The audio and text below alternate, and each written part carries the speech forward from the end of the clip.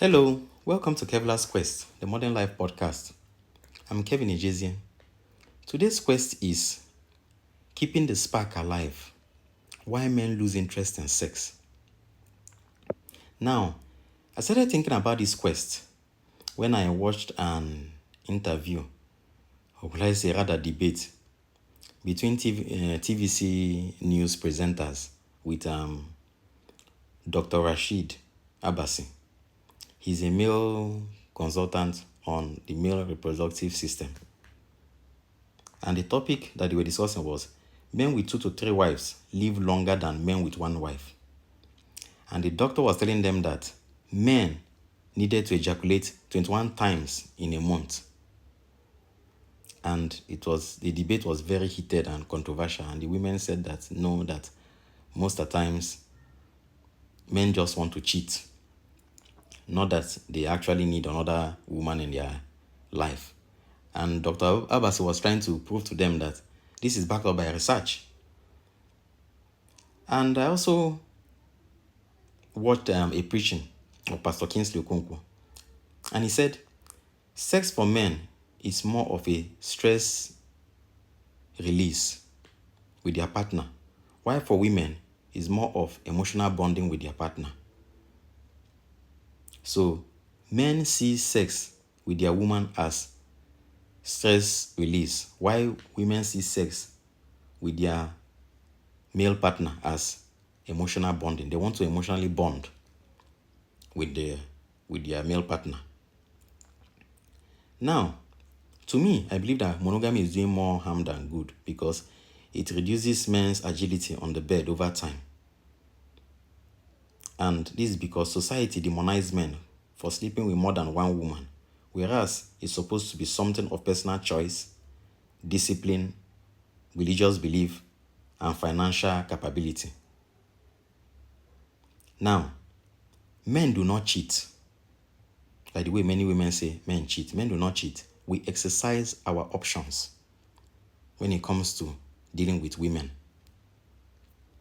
Now, let's be honest. Why some men lose interest in sex, especially in long-term relationships? It's not always about love fading or something going wrong. Sometimes it's just how the male brain and body work. Understanding this can help us build stronger and more loving relationships. Now, the number one reason why men lose interest in sex is familiarity. Yes, familiarity. See finish. There's a stereotype that men are always ready for sex, that they will sleep with any lady who is breathing. In long-term relationships, people think it's always the man who wants sex and the woman who is not interested, but that's not always true. Men can and do lose interest in sex. And when that happens, it can really hurt their relationships, leading to breakups and divorce. The reasons are complex, and today I want to talk about them. Now, let's think about this strange question. And the strange question is, why don't siblings usually want to sleep with each other? I know it sounds strange, but think about it. Teenagers have strong hormones and not much of self-control. Yet, even when they live together and have no other options, they almost never feel attracted to their siblings. It's not that they are holding back. It's that they don't feel desire at all. In fact, the idea of it usually makes people feel disgusted. Now, what causes the familiarity is what is called the Westermark effect. Now, this Westermark effect is a lack of attraction with siblings or people who have been together, especially from childhood.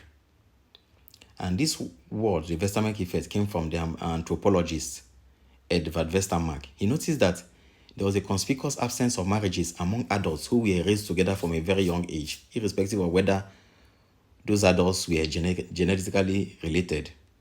It means that when people grow up together in close family-like conditions, they don't feel sexually attracted to each other later in life. It's not just about being related by blood. It was correlated by another research when it was noticed that kids raised together in group homes in Israeli, a county called Kibbutzim in Israeli. Most people that were raised together there, they don't end up dating each other.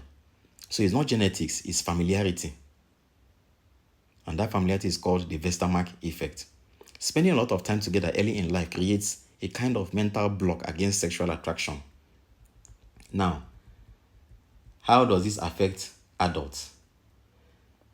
Here's the interesting part. I believe a weaker version of this effect still happens in adults. When two people spend too much time together in a family-like way, like in marriage, they can start to lose sexual interest. They see each other every other day. They hear everything, smell everything, and know each other's habits too well. The mystery disappears, and with it, sometimes even desire. This to show you what see finish can cause. Why this matters is because in traditional communities, men and women didn't spend all their time together. In the olden days, they don't spend the men were always at the farm or they go for hunting. Men work with men, women work with women. That separation helped keep attraction alive. But today, couples often isolated from others and spend nearly all their time together. And that can lead to what I call sexual burnout. It's not about not loving your partner. It's about being too familiar, so familiar that the spark gradually fades. Men losing interest in sex isn't just about boredom or bad behavior, or they just want to cheat. Sometimes it's about being too close for too long. Understanding this can help couples find ways to bring back mystery, space, and attraction, because keeping the spark alive takes more than love. It takes a little distance too. Now, the number 2 reason why men lose interest in sex with their female partners is because of what I call habituation by biology. Habituation by biology. Now, what is habituation? Habituation is your biological instinct towards sex as a man. And that is what drives male sexuality. Men's bodies are built to make a lot of sperm, billions actually. This means their biology is focused on spreading their genes. Because of that, men often feel more excited by new partners than by the same one over and over again. This is what is called the Coolidge effect. Now, the word the Coolidge effect came from one time American president they call President Coolidge. Now, how the word came about was that President Coolidge went with his wife to a poultry.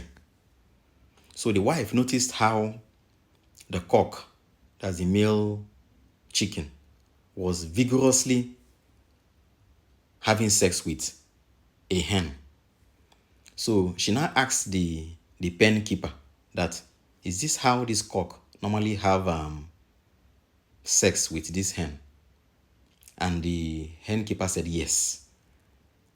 So she now told the hen keeper, tell that to the president, that's her husband. So the hen keeper went and told the president about it, that your wife said I should tell you, look at how vigorously that this cock is having sex with the hen. So the president now asked the hen keeper that, does the cock have sex with that hen? Only one hen there, as in is the cock exclusive with only one hen there? And the pen keeper said no, that the cock is everywhere having sex with whichever hen it sees along his way. And the president now said, tell that to my wife. That's how the concept of Coolidge effect came. Now, the point that the president was trying to make was that men get tired of having sex with only one woman. That's what the president was trying to say. And it's even seen in animals too, like male rats who lose interest after mating with the same female over and over again, but get excited again when a new one shows up. It's not about being bad. It's just nature's way of keeping things fresh. Fresh children, fresh relationship, and fresh intimacy. Now, the reason why long-term relationships can feel different is because in long-term relationships, that feeling of newness gradually fades. Men can start to feel less sexually excited, even if they still care deeply about their partner. This is actually what I call the habituation by biology. Getting so used to something that it stops feeling exciting. It's not a flaw, it's just how the brain reacts over time. Knowing this helps couples talk about it and find ways to reconnect. Now, there are 4 ways I want to talk about that. couples can help to keep their sex life alive, especially in long-term relationships and especially in marriage. The number one thing that they can do is they can try new things together. They can change the routine, try new settings, go to new places, go to a hotel, try new outfits. If you know your husband as someone that is always on a suit every time, he can change to shorts and a t-shirt. Or try playful ideas apart from the type of sex that you normally have before. Try new things. It helps the brain feel like something fresh is happening. It takes effort, but it can make a big difference. Then the second way to keep the spark alive is consider open conversations. Some couples talk about allowing outside partners, although this is not for everybody. This is not for everybody, especially if you know that you have a very jealous partner. This is not for everybody, and it needs trust and honesty. But for some, it helps keep the relationship strong while respecting natural desires. There are some women that allow another woman to come into the sex life of their husband or their long-term partner. The woman may come as a form of another wife, or as a form of a side chick, as a form of a mistress, sometimes even as a form of a sex worker. These things happen, but it's not for everybody. Then the third way to keep the spark alive in marriage is to stay committed and grow through it. Now, not everybody have that type of discipline, but if you know you have it, you can go through with it with your long-term partner or your wife. Now, you ensure that this doesn't lead to frustration, because some people, they bury themselves in their work. To stay committed and grow through it, some people choose to stay loyal and deal with the frustration. They use that energy for work, creativity, or personal growth. It's usually tough, but it can build character and deepen love, especially by maintaining a good deal of spaciousness in your relationship. You should prioritize less frequent, high-quality interactions over more frequent, low-quality interactions. In general, spending less time together will help to keep the spark alive. Now, it depends on the discussion that you have with your partner. Some women do not usually like their husband to stay away from them for some time. They always want to be close to their partner, but this usually causes a burnout. And some even suspect that if they give their husband that time or their partner that long time, that another woman may come in. That's why all these ways of keeping the spark alive, you need to discuss it with your partner so that there will be trust and understanding between two of you. Now, some people usually numb themselves. Some men try to shut down their desire through alcohol, and soon they will not be able to get an erection, through overeating, soon, which can gradually probably lead to diabetes, or too much screen time. They start becoming addicts of the internet, or addicts of the screen. It might seem easier, but it often leads to feeling empty or disconnected. So don't try to numb yourself. Face it by discussing with your partner. That's why we should all marry or date people that understand us very well and trust us. As Mark Twain said, most men die at 27. We just bury them at 72. So don't be a dead man in your marriage or in your long-term relationship. Discuss these things with your partner and hope that she understands.